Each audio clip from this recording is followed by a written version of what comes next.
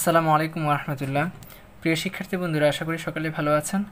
আজকে আমরা গ্রামারের একটি গুরুত্বপূর্ণ শব্দ নিয়ে আলোচনা করব। শব্দ কেন বলছি সেটা আমরা একটু পরেই বুঝতে পারব। দেখেন, গ্রামারের কিছু কিছু প্রোনাউন বলেন কিংবা শব্দ বলেন অথবা কিছু অংশ নিয়ে আমরা মাঝে মাঝে খুব ঝামেলায় পড়ে। তার মধ্যে একটা গুরুত্বপূর্ণ শব্দ হচ্ছে সাম। এই সাম শব্দটা কখনো প্রোনাউন হচ্ছে, কখনো অ্যাডজেক্টিভ হচ্ছে, আবার কখনো দেখা যাচ্ছে সামের পরে ভার্ব হিসেবে সিঙ্গুলার আসতেছে, আবার কখনো প্লুরাল আসতেছে। তো এই ঘটনাগুলো আমাদেরকে এক্সাম হলে মূলত কনফিউশন তৈরি করে দেয় যে আমি সামটা আসলে এখানে প্রোনাউন হিসেবে আসছে নাকি অ্যাডজেক্টিভ হিসেবে আসছে, আবার সামের পরে কি আমি ভার্ব দিব নাকি ভার্বটা সিঙ্গুলার দিব নাকি প্লুরাল দিব। এই যে একটা কনফিউশন তৈরি করে আজকের ক্লাসের পর আশা করি সামের পরে ভার্ব সিঙ্গুলার না প্লুরাল, সাম প্রোনাউন নাকি অ্যাডজেক্টিভ, এই কনফিউশনটা আর কখনো থাকবে না, পুরোপুরি ক্লিয়ার হয়ে যাবে বলে আমি বিশ্বাস করি। তো চলুন দেখি ভার্বের কিছু রুলসের মধ্যে প্রথম রুলস হচ্ছে সরাসরি ভার্বের পরে যদি প্লুরাল আসে, সরাসরি সাম শব্দের পরে যদি ভার্ব আসে, সরাসরি সামের পরে যদি ভার্ব আসে তখন কিন্তু ভার্বটা প্লুরাল হবে। আবার বলছি, সামের পরে ভার্ব আসলে ভার্বটা প্লুরাল হবে। যেমন দেখেন, সাম আর বর্ন গ্রেট, এই যে এখানে আর আসছে, এখানে কিন্তু ইজ হয় নাই।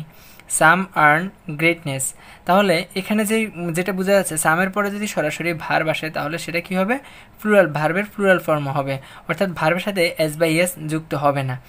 ইভেন এখানে আরেকটা বিষয়, সাম শব্দটা কিন্তু এখানে প্রোনাউন হিসেবে আসছে।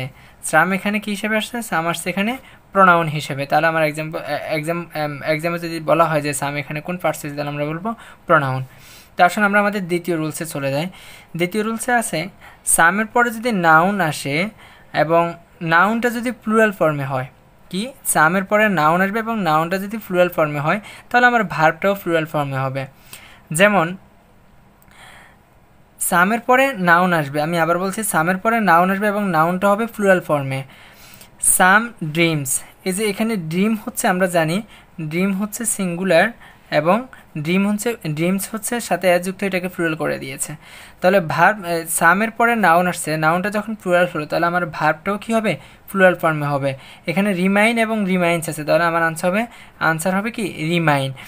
তাহলে সামের পরে যেহেতু নাউন অথবা প্রোনাউন আসছে, আমরা জানি নাউন অথবা প্রোনাউনকে যে বা যারা কি করে মডিফাই করে সেটা হচ্ছে অ্যাডজেক্টিভ। দ্যাট মিন্স এখানে সাম দ্বারা ড্রিমটাকে মডিফাই করা হচ্ছে, যার পর আমরা বলতে পারি সামটা এখানে অ্যাডজেক্টিভ। ওকে, তাহলে এখানে সাম শব্দটা অ্যাডজেক্টিভ হিসেবে আসছে এবং সামের পরে ভার্ব প্লুরাল হওয়ার কারণে ভার্বটাও, নাউন প্লুরাল হওয়ার কারণে ভার্বটাও প্লুরাল হয়েছে। একই রকমভাবে ফ্রান্সিস বেকন একটা গুরুত্বপূর্ণ প্যাসেজ ছিল, এই যে some books is are to be sold. তাহলে এই যে এখানে সাম শব্দটা আমি যদি বলি, এখানে সাম শব্দটা কী হিসেবে আছে, সাম শব্দটা বুকসকে মডিফাই করছে। দ্যাট মিনস সামটা এখানে অ্যাডজেক্টিভ হিসেবে আছে এবং বুকসটা হিসেবে নাউন, এবং এই যে বুকস যেহেতু প্লুরাল ফর্মে আছে সেহেতু এখানে ইজ না হয়ে আর হবে, আর টু বি শোলাউড। ওকে, এখন আমরা তৃতীয় রুলসে যদি যাই তাহলে আমরা দেখতেছি সামের পরে নাউন যদি আনকাউন্টেবল নাউন হয়, আমরা জানি আনকাউন্টেবল নাউনের পরে সর্বদা ভার্বটা সিঙ্গুলার হয়। তাহলে সামের পরে যখন নাউন আনকাউন্টেবল নাউন হবে তখনও ভার্বটা সিঙ্গুলার হবে। দেখেন, some money have to be led by, তাহলে এখানে মানিটা হচ্ছে আনকাউন্টেবল, ইনফরমেশনটা হচ্ছে আনকাউন্টেবল। তাহলে এই যে সামের কারণে ভার্বটা প্লুরাল হওয়ার কথা ছিল, কিন্তু যেহেতু নাউনটা আমার আনকাউন্টেবল নাউন, সুতরাং আমার এখানে প্লুরাল না হয়ে কী হবে, সিঙ্গুলার ভার্ব হবে। তাহলে এখানেও সামটা কিন্তু একইভাবে কী হিসেবে আছে, অ্যাডজেক্টিভ হিসেবে আছে, কারণ আমরা জানি নাউন বা প্রোনাউনকে যে মডিফাই করে সে হচ্ছে অ্যাডজেক্টিভ। তাহলে সাম এখানে অ্যাডজেক্টিভ এবং মানিটা আনকাউন্টেবল হওয়ার কারণে ভার্বটা সিঙ্গুলার হবে। একই রকমভাবে সাম ইনফরমেশন আনকাউন্টেবল হওয়ার কারণে ওয়াজ হবে ওয়ার না হয়ে, এবং সামটা এখানে অ্যাডজেক্টিভ হিসেবে আসছে। এছাড়াও আরেকটা রুলস যদি আমরা বলি সেটা হচ্ছে এটাতে অনেক ঝামেলা হয়ে যায়।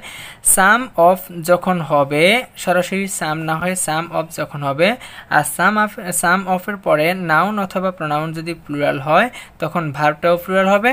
সাম অফের পরে নাউন আনকাউন্টেবল অথবা প্রোনাউন সিঙ্গুলার হলে ভার্বটা সিঙ্গুলার হবে। অর্থাৎ আগের রুলসটাকে আমরা এখানে এক বাক্যে যদি বলি তাহলে হচ্ছে সামের পরে যদি প্লুরাল হয় নাউন অথবা প্রোনাউন যেটাই থাকুক প্লুরাল হলে ভার্বটাও প্লুরাল হবে। সামের পরে সাম অফের পরে নাউন অথবা নাউনটা যদি আনকাউন্টেবল হয় এবং প্রোনাউন যদি সিঙ্গুলার বা নাউন যদি সিঙ্গুলার হয় তাহলে ভার্বটাও সিঙ্গুলার হবে।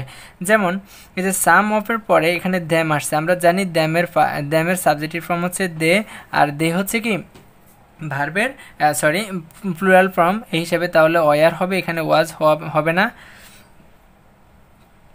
সাম অফ ইট আছে, তো ইটটা হচ্ছে কি সিঙ্গুলার ফর্মে আছে, তাহলে আমার এখানে ওয়াজ হবে, ওয়ার হবে না। এরপরে সাম অফ দ্য মানি, মানি শব্দটা হচ্ছে আনকাউন্টেবল হওয়ার কারণে এখানে হ্যাজ হবে, হ্যাভ হবে না।